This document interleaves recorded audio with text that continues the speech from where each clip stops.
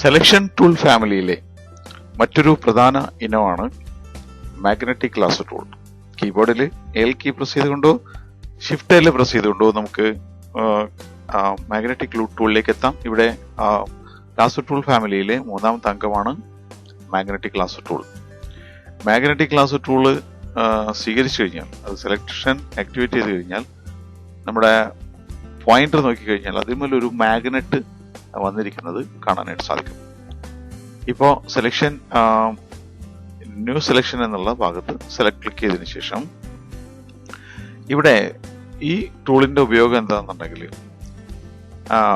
ചിത്രവും ബാക്ക്ഗ്രൗണ്ടും തമ്മിൽ വളരെ വ്യക്തമായ ഒരു അതിർവരമ്പ് കാണാനാവുന്ന ചിത്രങ്ങളിൽ വളരെ ഷാർപ്പോട് കൂടിയിട്ട് വളരെ സ്പീഡി ആയിട്ട് സെലക്ഷൻ നടത്തുന്നതിനുള്ള ഒരു ടൂളാണ് മാഗ്നറ്റിക് ലാസോ ടൂൾ. അതായത് പിക്സലുകളുടെ കളറിന്റെ ഡിഫറൻസിനെ ബേസ് ചെയ്തുകൊണ്ട് ആണ് ഈ ടൂള് പ്രധാനമായിട്ടും പ്രവർത്തിക്കുന്നത്. അതുകൊണ്ട് തന്നെ ഒരു പ്രത്യേക ഒരു കോൺട്രാസ്റ്റ് ബേസ് ചെയ്തുകൊണ്ട് നമ്മൾ എത്രമാത്രം കോൺട്രാസ്റ്റ് കൂട്ടി കൊടുക്കുന്നു അതിനനുസരിച്ചിട്ട് ആ പ്രത്യേക കോൺട്രാസ്റ്റിനെ, വ്യത്യാസത്തെ, കോൺട്രാസ്റ്റ് ഉദ്ദേശിക്കുന്നത് ആ വ്യത്യാസത്തെ അടിസ്ഥാനപ്പെടുത്തിക്കൊണ്ടായിരിക്കും ഈ ടൂള് മൂവ് ചെയ്യുന്നത്.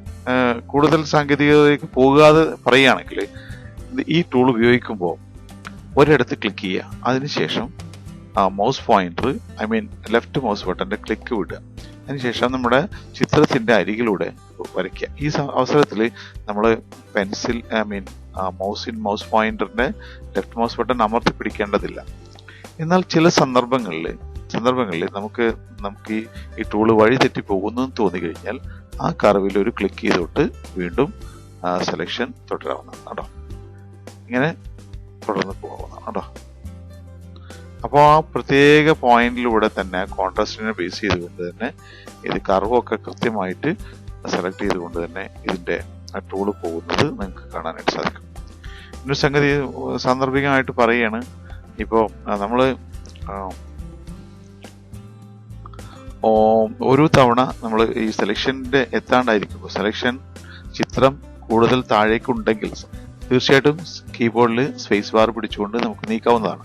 നമ്മളിവിടെ സെലക്ഷൻ എത്തി ഇത് താഴേക്ക് പോകണമെന്നുണ്ടെങ്കിൽ ഈ സെലക്ഷൻ ഒഴിവാക്കേണ്ടതില്ല. പകരം കീബോർഡിൽ സ്പേസ് ബാർ പിടിച്ചുകൊണ്ട് ചിത്രത്തെ ഉയർത്താം. ഇങ്ങനെ ഉയർത്തിയതിനു ശേഷം നമുക്ക് സെലക്ഷൻ പ്രോസസ്സ് തുടരാവുന്നതാണ് കേട്ടോ.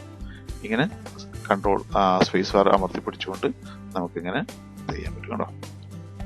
ഇതിൽ നമ്മൾക്ക് ഇങ്ങനെ ക്ലിക്ക് ചെയ്ത് പോവാം, ഇങ്ങനെ ക്ലിക്ക് ചെയ്തിട്ടും പോവാം.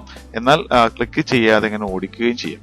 കൂടുതൽ നോഡുകൾ ഉണ്ടെങ്കിൽ ഡിലീറ്റ് കീ അമർത്തുന്നതിലൂടെ ഓരോ നോഡും ഡിലീറ്റ് ചെയ്ത് പോവുകയും അപ്പോൾ കുറെ കൂടി സ്മൂത്ത് ആയിട്ട് നോഡ് പോകുമ്പോൾ, നോഡ് എന്ന് പറയുന്നത് ഓരോ തവണ വരുന്ന ഒരു റെക്ടാങ്കിൾ ഷേപ്പിനെയാണ് നോഡ് അഥവാ ഹാൻഡിൽ എന്ന് പറയുന്നത്. നമ്മൾ ഡിലീറ്റ് പ്രസ് ചെയ്യുമ്പോൾ ആ നോഡുകൾ ഓരോന്നോരോന്നായിട്ട് പോവുകയും അടുത്ത നോഡുകളിലേക്ക് സ്മൂത്ത് ആയിട്ട് അത് കർവ് ചെയ്യപ്പെടുകയാണ് ഉണ്ടാവുന്നത്. അത് ഓരോരുത്തരുടെ പ്രാക്ടീസിനനുസരിച്ചിട്ട് നിങ്ങൾക്ക് ചെയ്തെടുക്കാവുന്നതാണ്, പഠിക്കാവുന്നതാണ്. മാഗ്നറ്റിക് ലാസോ ടൂള് അതിർവരമ്പുകൾ കൃത്യമായിട്ടുള്ള ചിത്രങ്ങളിലാണ് വളരെ നന്നായിട്ട് നമുക്ക് ഉപയോഗപ്പെടുത്താനായിട്ട് സാധിക്കുള്ളൂ. അതിർവരമ്പുകൾ കൃത്യമല്ലാത്ത ചില ചിത്രങ്ങൾ, അതായത് ചിത്രവും ബാക്ക്ഗ്രൗണ്ടും തമ്മിൽ വ്യക്തമല്ലാത്ത ചില സന്ദർഭങ്ങൾ വരുമ്പോൾ, ഉദാഹരണമായിട്ട് ചിത്രം എടുക്കാം. അപ്പോൾ ഈ ചിത്രത്തില് ഈ ഇമേജും ഇതിന്റെ ഈ ബാക്ക്ഗ്രൗണ്ടും തമ്മിൽ അത് കോൺട്രാസ്റ്റ് വളരെ കുറവാണ്. അപ്പോൾ നമുക്ക് ഈ സെലക്ഷൻ ടൂളിന്റെ കോൺട്രാസ്റ്റ് വർദ്ധിപ്പിച്ചു കൊടുത്തുകൊണ്ട് വേണം ഇങ്ങനെ പുറത്തേക്ക് പോകാനായിട്ട്. ഈ കോൺട്രാസ്റ്റ് എന്ന് പറഞ്ഞിട്ടുള്ള ഈ ടൂള് ഇപ്പൊ കുറവാണെങ്കിൽ കൂട്ടി കൊടുത്തിട്ട് വേണം പോകാനായിട്ട് കേട്ടോ.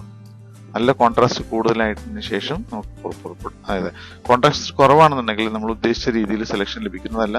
അപ്പോൾ ഇത് നമ്മൾ ഇങ്ങനെ ഡ്രാഗ് ചെയ്യുമ്പോൾ ആവശ്യമില്ലാത്ത അതായത്